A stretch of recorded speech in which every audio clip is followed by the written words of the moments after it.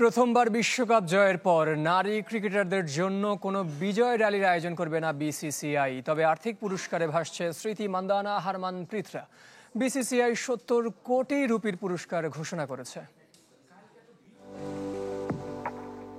জীবনের শ্রেষ্ঠ রাতের পর সুন্দরতম সকাল, ট্রফি নিয়ে বিছানায় ছবি তোলার ট্রেন্ডে গা ভাসিয়েছেন ভারতের নারী ক্রিকেটাররাও। ক্রিকেট শুধু ভদ্রলোকের নয়, সব মানুষের খেলা, এমনই এক বার্তাবহ টি শার্ট পরা ছবি দিয়ে নতুন করে আলোচনায় অধিনায়ক হারমানপ্রীত কৌর।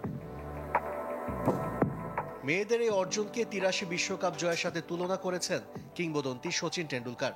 সে সময় কপিল দেবরা যে বিশ্বাস এনে দিয়েছিল, এ কাজটাই পরবর্তী প্রজন্মের নারী ক্রিকেটারদের এনে দিয়েছেন স্মৃতি মান্দানা, জেমি রদ্রিগসরা।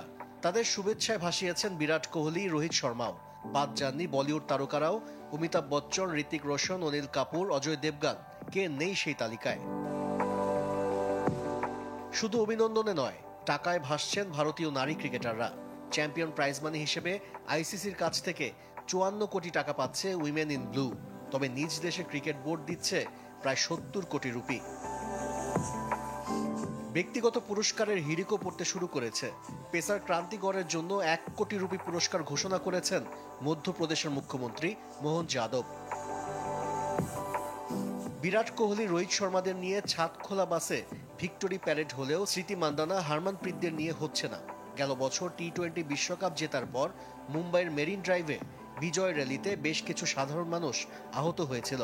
আইপিএলে রয়্যাল চ্যালেঞ্জার্স বেঙ্গালুরুর বিজয় উৎসবে ১১ জন নিহত ও অর্ধশতাধিক আহত হয়। দুর্ঘটনা এড়াতেই এবার আর বড় পরিসরে উদযাপনের পরিকল্পনা করেনি বিসিসিআই। তাতে বন্ধ থাকেনি নারী ক্রিকেটারদের বিশ্বজয়ের উৎসব। ভারতের পদ্মশ্রী পুরস্কার প্রাপ্ত ভাস্কর সুদর্শন পাটনায়ক পুরীর সৈকতে ৬ ফুট দীর্ঘ ব্যাট আর অসংখ্য বল দিয়ে ভাস্কর্য বানিয়েছেন, যেখানে লেখা অভিনন্দন ভারতের নারী শক্তি। আশিক রুদ্র, চ্যানেল 24।